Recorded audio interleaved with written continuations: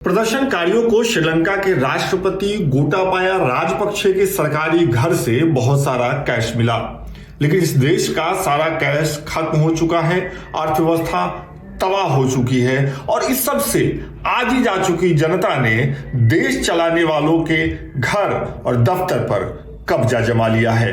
श्रीलंका में आज जो अव्यवस्था, राजनीतिक और आर्थिक संकट आपको दिख रहा है वो एकदम से नहीं आ गया, बल्कि पिछले कई दशकों में वहां पैदा हुए हालात और सरकारों द्वारा लिए गए गलत फैसलों की वजह से ऐसी स्थिति बनी है।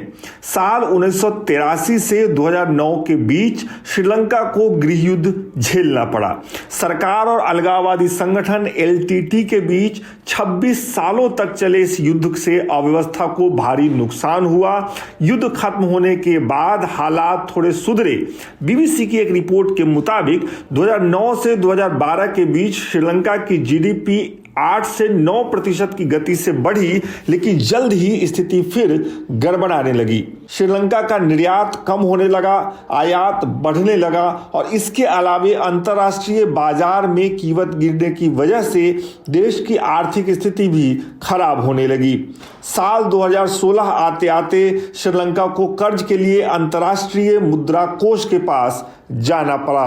देश की आर्थिक स्थिति एक बार फिर सुधरने लगी, लेकिन अप्रैल 2019 में कोलंबो में एक के बाद एक कई धमाके हुए, जिसमें 350 से ज्यादा लोगों की मौत हुई। चूंकि ये हमले आलीशान होटलों पर हुए थे, तो दुनिया भर से आने वाले पर्यटकों की संख्या में भारी कमी दिखी और इससे श्रीलंका की कमाई पर खासा असर पड़ा। यहां आपको यह बताते चलें कि श्रीलंका की अर्थव्यवस्था दुनिया को चाय, रबड़ और कपड़े बेचने से होने वाली विदेशी मुद्रा की कमाई, विदेश से आने वाले पर्यटकों से होने वाली कमाई और विदेश में बसे अपने नागरिकों द्वारा भेजे गए पैसों से जो कमाई हुई उसी पर टिकी होती है।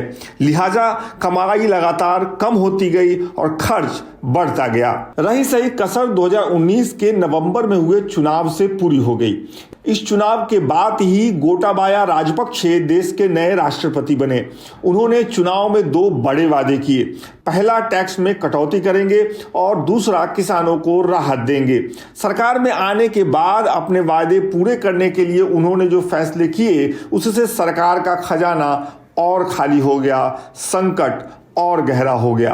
दिन ब दिन खराब होती अर्थव्यवस्था को ठीक करने की मंशा से राष्ट्रपति ने अप्रैल 2021 में विदेश से मंगवाए जाने वाले रासायनिक खाद पर रोक लगा दिया और किसानों से कहा कि वो खेती के लिए सिर्फ ऑर्गेनिक खाद का इस्तेमाल करें। इस फैसले का असर ये हुआ कि खेती किसानी पूरी तरीके से चौपट हो गई।